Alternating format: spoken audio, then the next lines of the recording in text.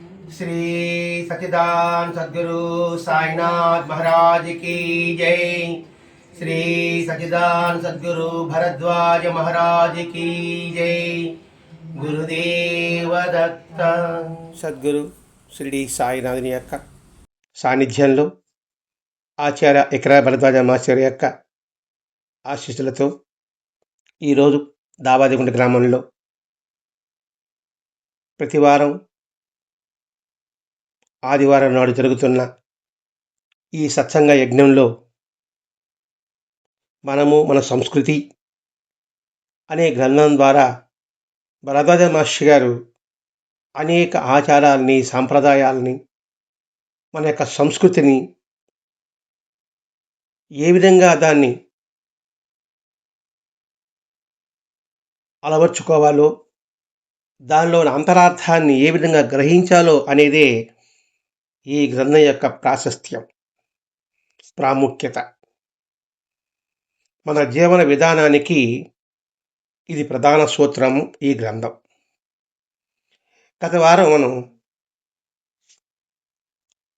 అగ్నిహోత్రంలోని ఆంతర్యం ఏమిటి, అదే అగ్నిహోత్రం దేనికి చిహ్నం, అగ్నిహోత్రం దేనికి చిహ్నం అనుకున్నాము, జ్ఞానానికి చిహ్నం అనేది గత వారం వివరించుకున్నాం. ఈరోజు ఆ అగ్నిని ఎందుకు సేవించాలి, మనిషికి జ్ఞానం ఎందుకు, అగ్ని జ్ఞానానికి చిహ్నం అనుకున్నాం, అగ్ని జ్ఞానానికి ప్రతిరూపం అనుకున్నాం. మరి అగ్నిని ఎందుకు సేవించాలి, మనిషికి జ్ఞానం ఎందుకు కావాలి? 84 జీవరాశుల్లో ఆలోచించగల శక్తి, వివేకము, విచక్షణ, తెలివి అన్నీ ఉండేది ఒక మానవుడికి మాత్రమే. మరి అటువంటి మానవ జీవితాన్ని ఏ విధంగా సార్థకం చేసుకోవాలి, సద్వినియోగం చేసుకోవాలన్నా, దుర్వినియోగం చేసుకోవాలన్నా, నిరుపయోగం చేసుకోవాలన్నా అనేది గ్రహించాలి. అనేది గ్రహించినప్పుడు ఈ జ్ఞానాన్ని మనం పట్టుకుని ఉండాలి, ఈ జ్ఞానాన్ని ఆరాధించాలి. ఆ జ్ఞానమే పశుత్వం నుంచి మనుషత్వంలోకి ప్రవేశింపజేస్తుంది. ఆ జ్ఞానాన్ని వృద్ధి చేసుకుంటే మనుషత్వం నుంచి దేవత్వంలోకి ప్రవేశపెడుతుంది అనే విషయం తెలిసినప్పుడు మాత్రమే మనం ఆ జ్ఞానాన్ని, అంటే అగ్నిని సేవించాలి. ఎందుకు సేవించాలనే విషయం మనకు బోధపడుతుంది.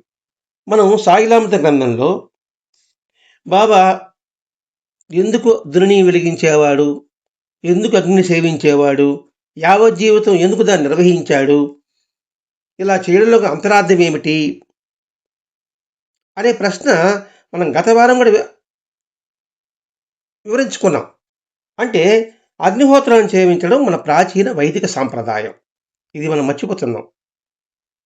మన ప్రతి ఆచారాలుగా బాబానే కాదండి, అనేక మంది మహాత్ములు కూడా మన సంస్కృతి, మన ఆచారాల్ని, మన సాంప్రదాయాలని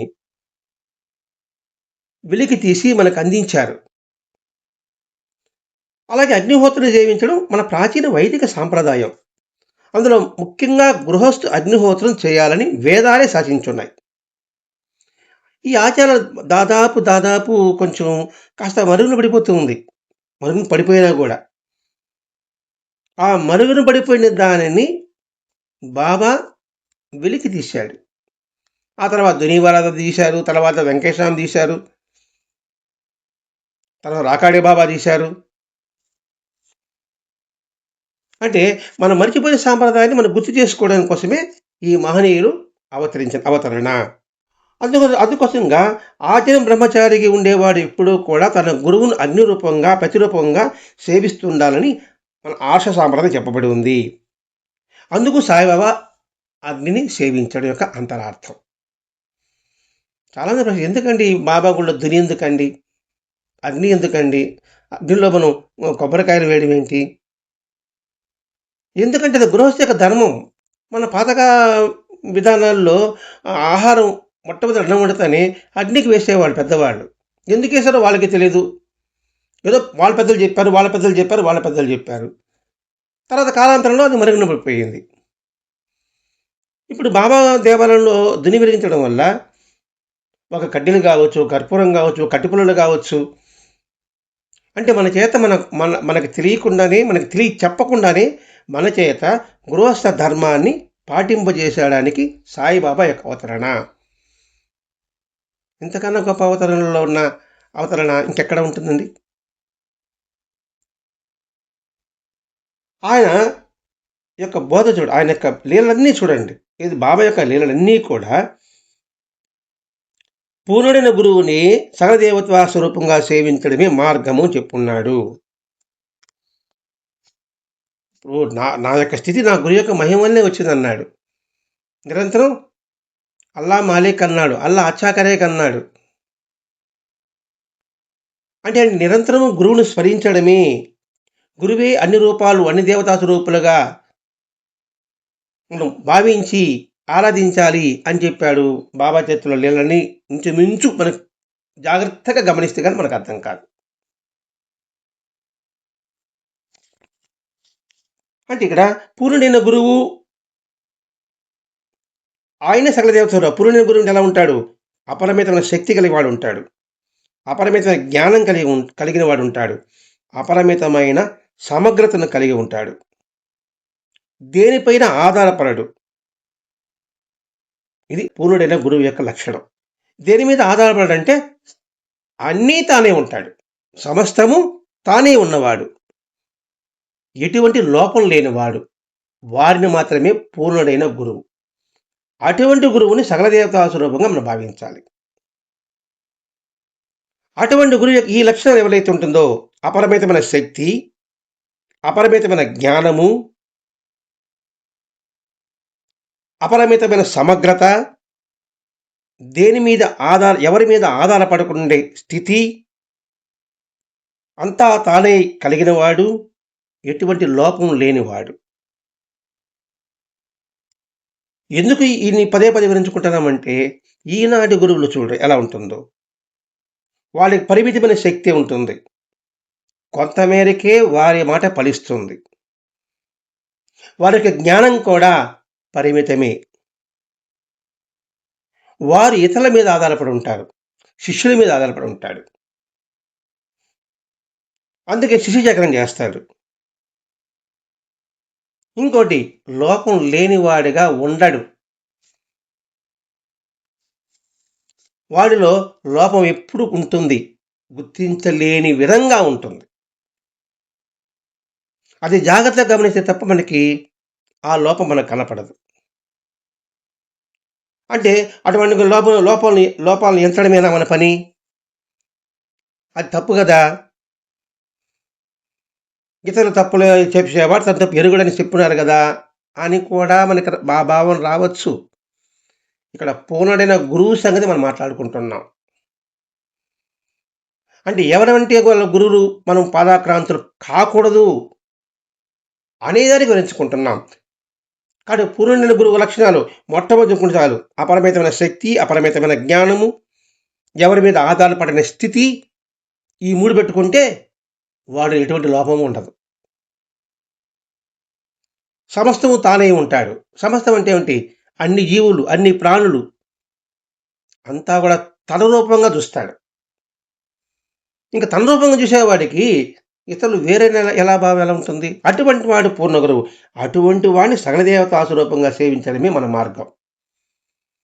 అటువంటి పూర్ణుడైన గురువుని సేవిస్తే సకల దేవతలను ఆరాధించినట్లు. ఈ మార్గాన్ని మన గురుచరిత్ర చెప్తుంది. నరకేసరి మొట్టమొదట శ్రీగురుని విశ్వసించాడు. మా సామాన్య మానవుడు అనుకుంటాడు. అతడు కల్లేశ్వరుని పూజిస్తుంటాడు, అంటే ఈశ్వరుని పూజిస్తుంటాడు. చివరికి అతడి సందేహ నివృత్తి అవుతుంది. అయిన తర్వాత శ్రీగురుని నిన్నే సేవిస్తాను, నీ దగ్గరే ఉంటానంటే ఆయన ఏం చెప్పాడు? నేను ఆ కల్లేశ్వరుడు రూపంలో ఉంటాను, ఆయన్ని నేనుగా ఆరాధించని చెప్తాడు.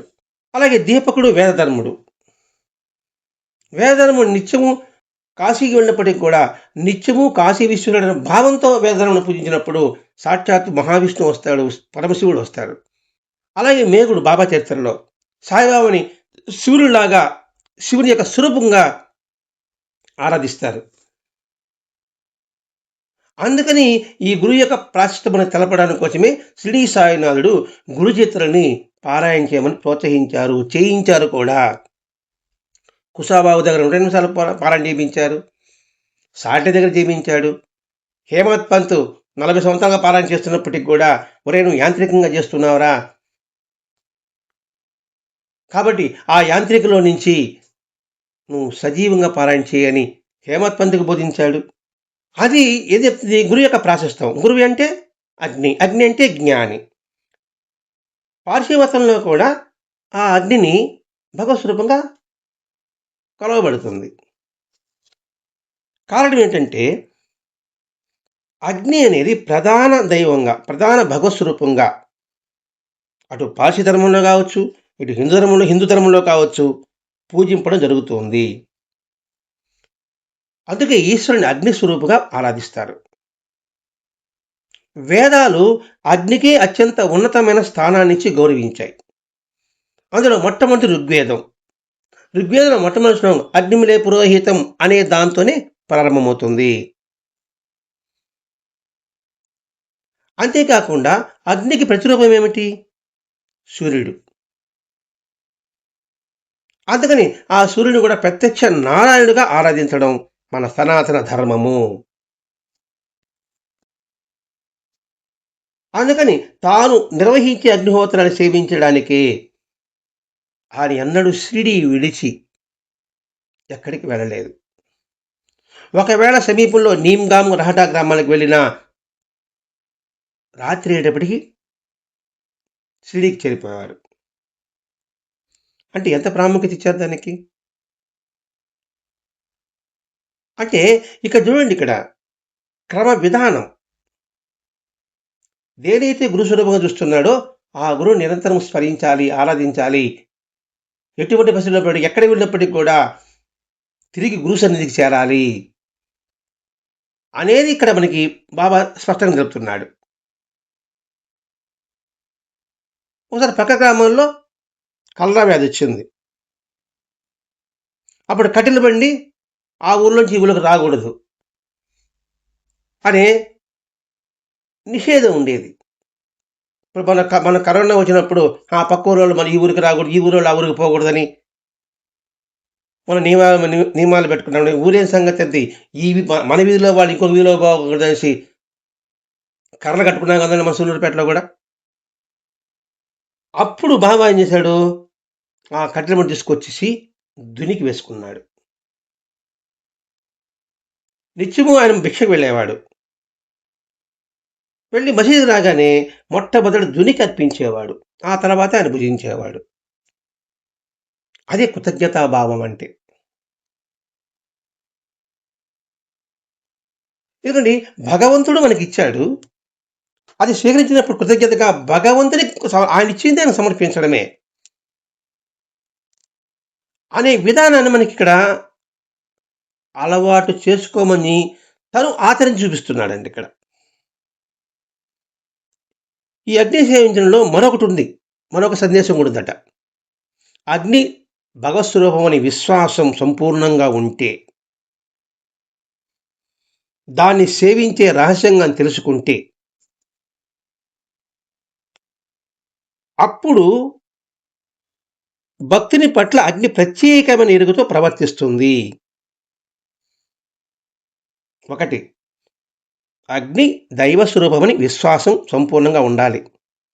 2, అగ్ని సేవించే సూత్రం తెలియాలి. అలా తెలిసి చేశామనుకోండి, ఎవడైతే చేస్తాడో వాడి పట్ల అగ్ని ప్రత్యేకమైన ఎరుకతో ప్రవర్తిస్తుంది. ప్రత్యేకమైన రీతి అంటే ఏమిటి?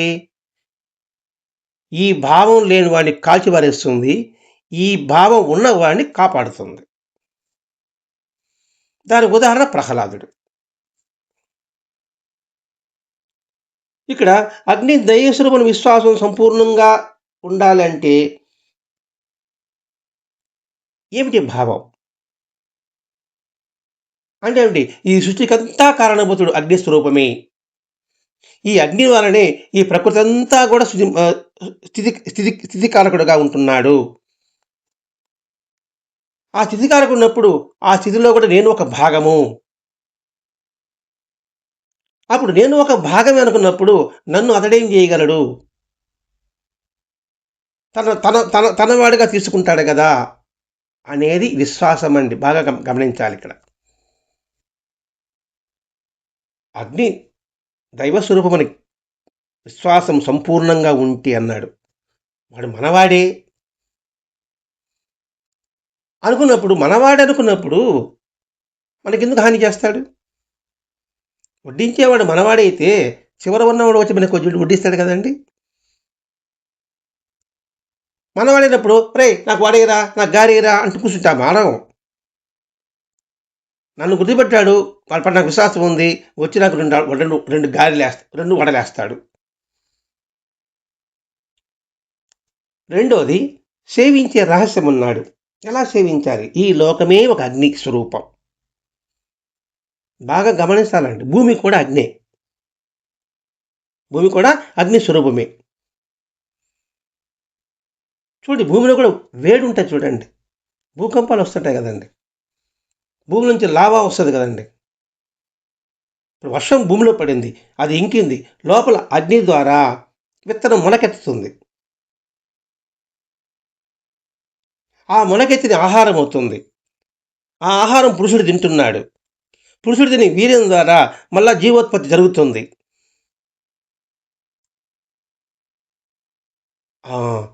మన ఉనికి కారణం అగ్నిరా.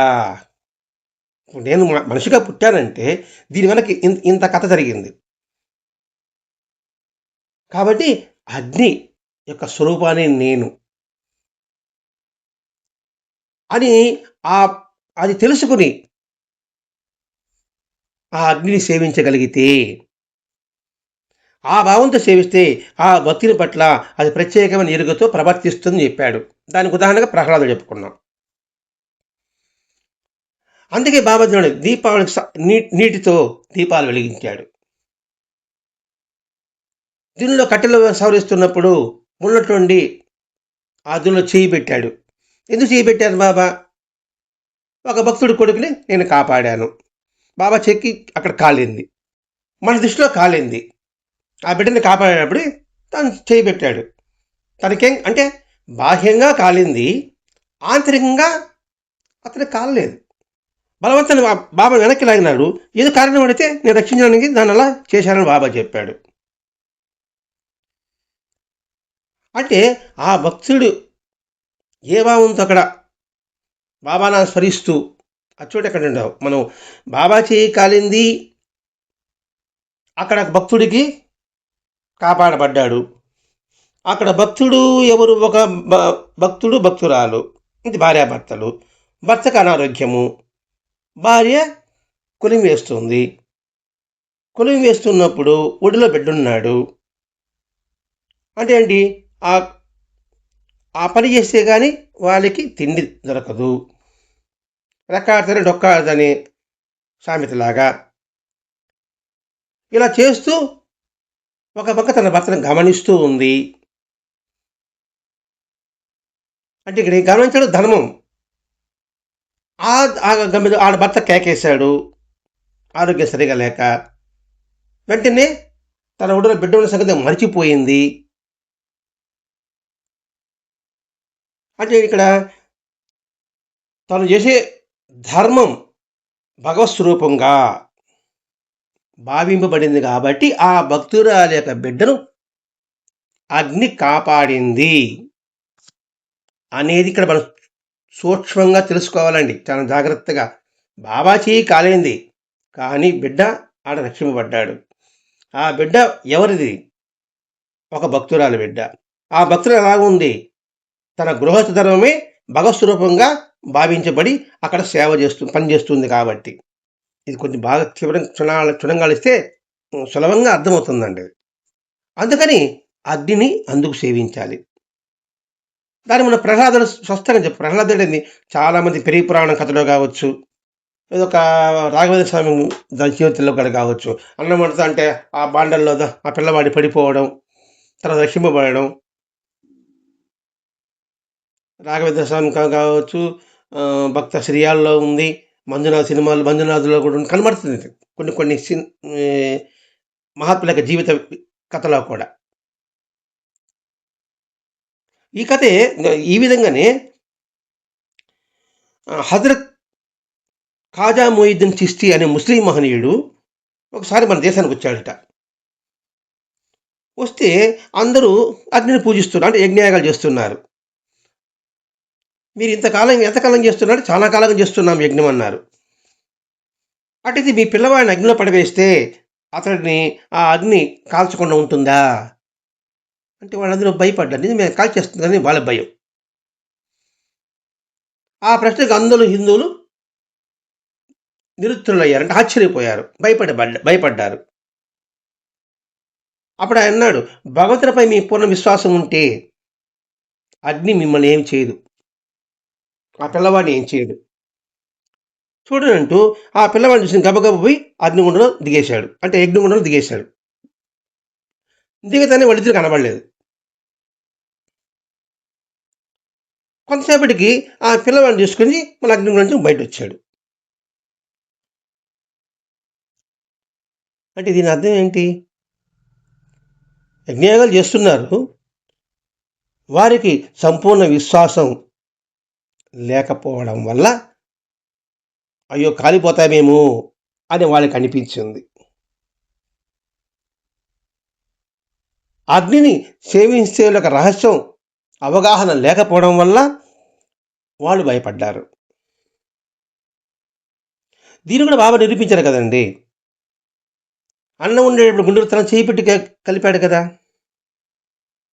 ఇప్పుడు ఆయన చేయి కాలేదు కదా.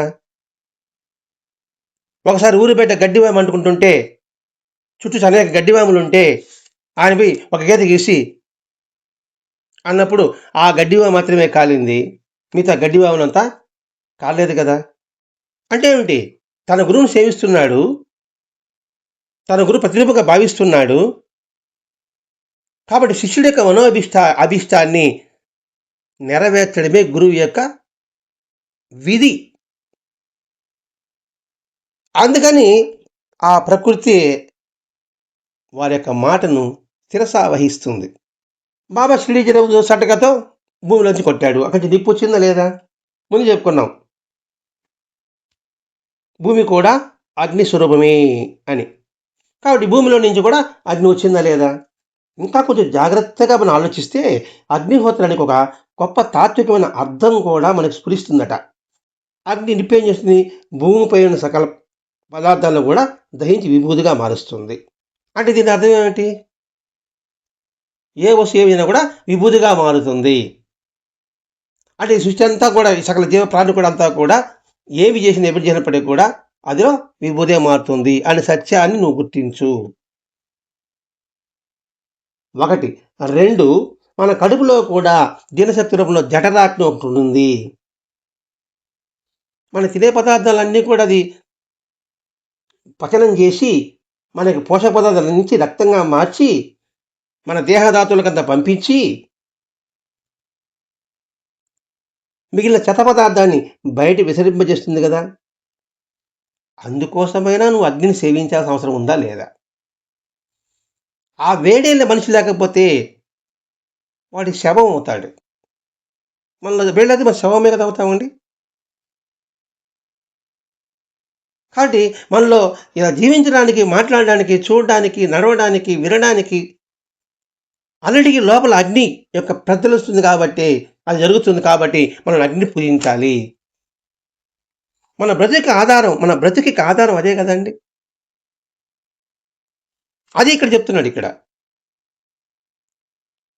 అంటే ఏంటి? ఇక్కడ సేవించే రహస్యం చెప్తున్నాడు. ఎందుకు అగ్నిని సేవించాలి అంటే ఎందుకంటే దునికి పూజించేది అంటే ఇదిరా బాబు నాయన, అగ్ని సృష్టికి మూలము,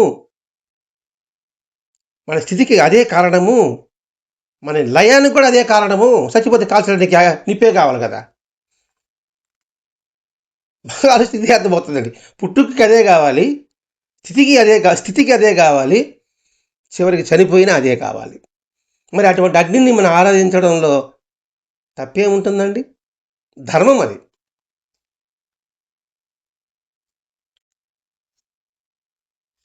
అంతేకాకుండా స్థూలమైన అగ్నిసారం నుండి, అంటే ఆహారం ద్వారా మనసు అనే సూక్ష్మ పదార్థాన్ని ఉత్పన్నం చేస్తుంది.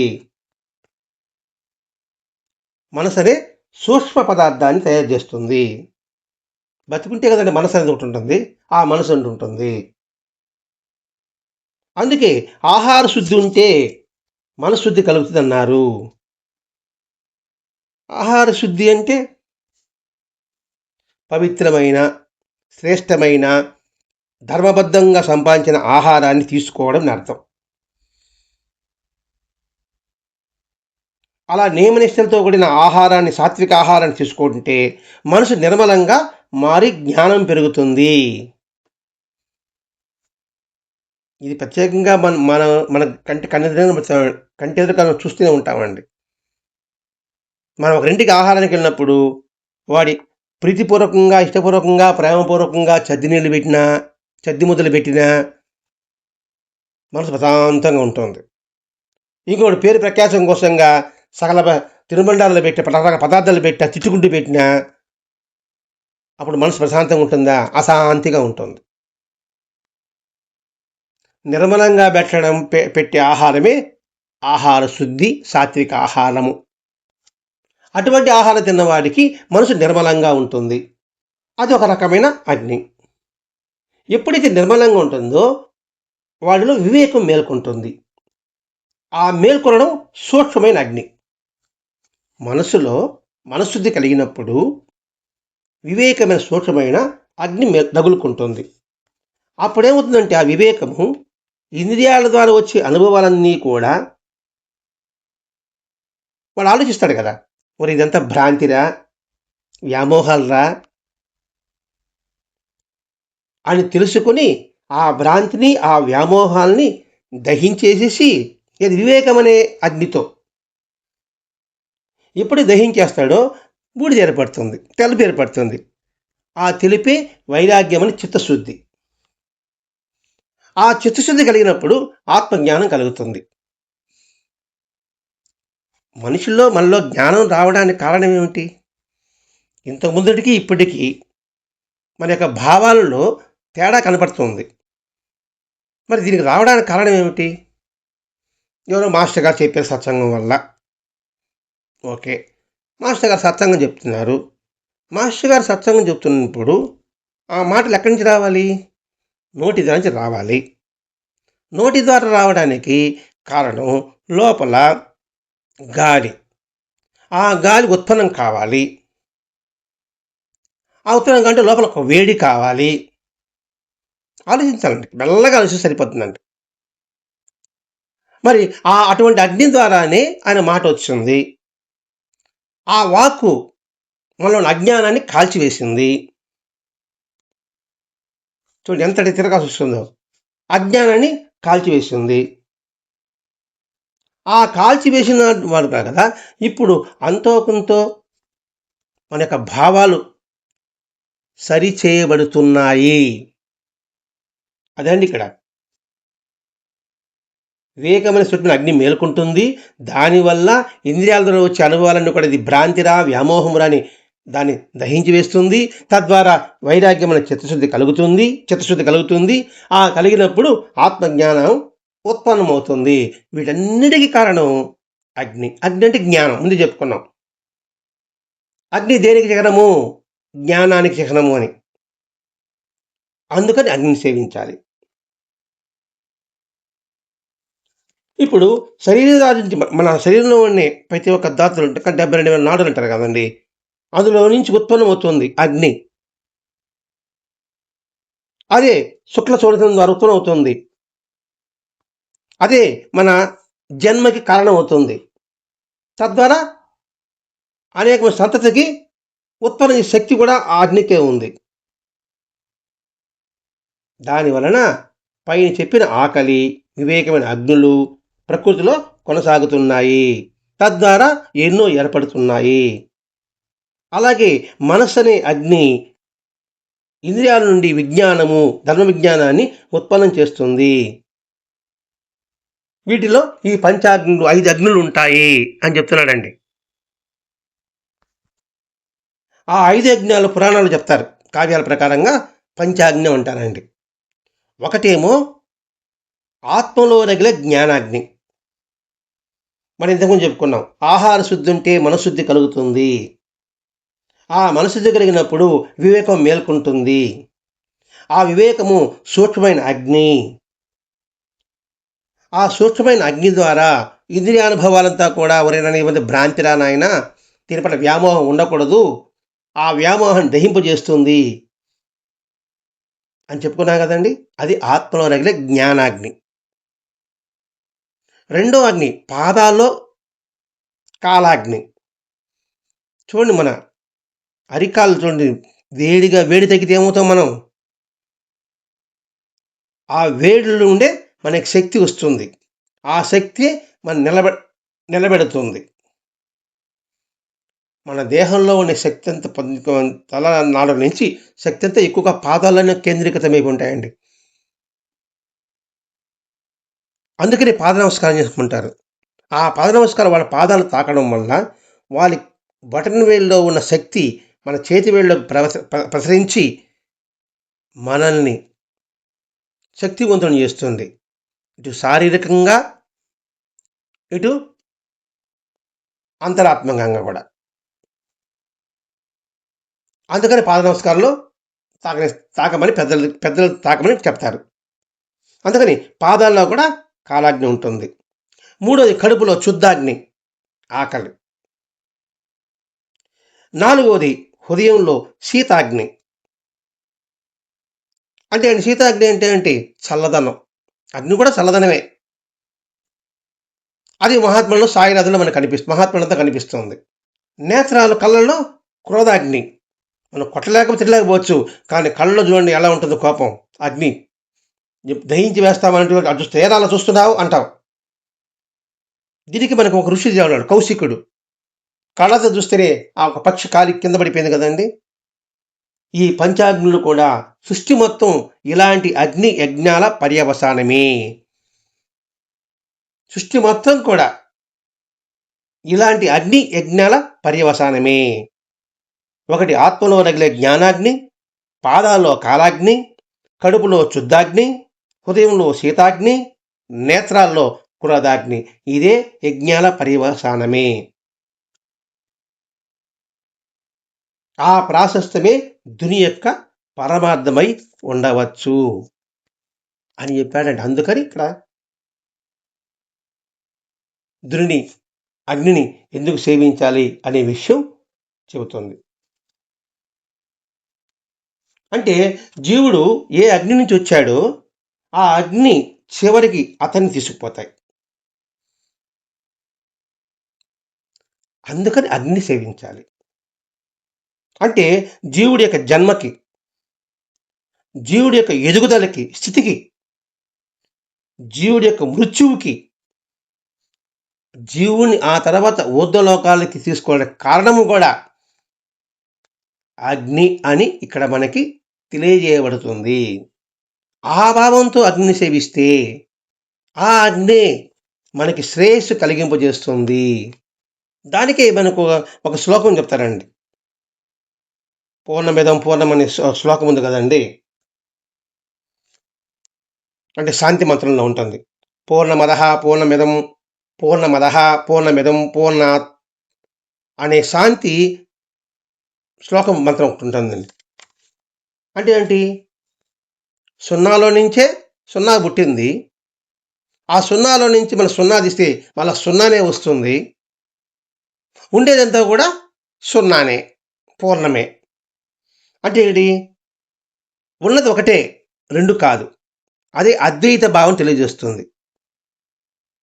ఇంకా సింపుల్గా చెప్పుకోవాలంటే జీవాత్మ పరమాత్మ ఒకటే అని, తేడా లేదని చెబుతుంది అగ్ని. అందుకని అగ్నిని సేవించాలి. నిరంతరము ఆ భావనతో మనం కలిగి ఉండాలి. ముందేమో అగ్ని దేనికి సూచనం, చిహ్నము అని పోయిన వారం ఎంచుకున్నాం, జ్ఞానానికని. ఆ జ్ఞానాన్ని నిరంతరం పూజించాలి కదండి, ఆరాధించాలి కదండి. ఆ జ్ఞానానికి ఒక సింబల్, ఒక మంట అంటే పెట్టుకో, అది చెప్తే అర్థమవుతుంది. ఒక నిప్పు కణిక. కాబట్టి దానికి మనం నిత్యము ఆరాధించాలి, నిత్యము సేవించాలి. అలా నిత్యము సేవిస్తే ఎలా సేవించాలి? ఆ అగ్నిలో నుంచి నేనొచ్చాను, మళ్ళా నేను తిరిగి అగ్నిలోనే లయమవుతున్నాను. ఇప్పుడు చెప్పుకున్నాం కదా, అద్వైత భావన సృష్టించింది. పూర్ణమదః అనే శ్లోకం చెప్పుకున్నాం కదా. అటువంటప్పుడు మనకి అది కీడు ఎందుకు చేస్తుంది ఈ భావంతో చేస్తే? అందుకని బాబా వంట చేసేటప్పుడు బాబా చెయ్యి కాలకపోవడం, నీళ్ళతో దీపాలు వెలిగించడం, అలాగే ఒక ముస్లిం మహాత్ముడు ఆ నిప్పులో అగ్నిగుండంలో దూకితే పిల్లవాడిని పెట్టుకొని తిరిగి రక్షింపబడడం, అలాగే పెరిగి పురాణం చరిత్రలో, ఆల్వార్ చరిత్రలో కూడా అగ్నిలో పడిపోయిన పిల్లవాడిని తిరిగి రక్షింపబడడం, ఇవన్నీ జరుగుతుంది కదండి. కాబట్టి మన సనాతన ధర్మం అంటే అగ్నిని సేవించడం మన ధర్మం. అందుకని షిరిడీ సాయినాథుడు అగ్నికి అంతటి ప్రాశస్త్యం ఇచ్చాడు. అంటే మనం మర్చిపోయిన ధర్మాన్ని, ఆచారాల్ని సాయిబాబా మనకి తిరిగి గుర్తు చేయడం కోసమే దీనిలో దుని స్థాపించడము అనే విషయం మనకి ఈ వ్యాసం ద్వారా భరద్వాజ మహర్షి గారు వివరించారు. మన పరిణితి మేరకు దీన్ని వివరించుకున్నాం. స్వస్తి. శ్రీ సచిదానంద సద్గురు సాయినాథ్ మహారాజ్ की जय. श्री सच्चिदानंद सद्गुरु भरद्वाज महाराज की जय. गुरुदेव दत्त.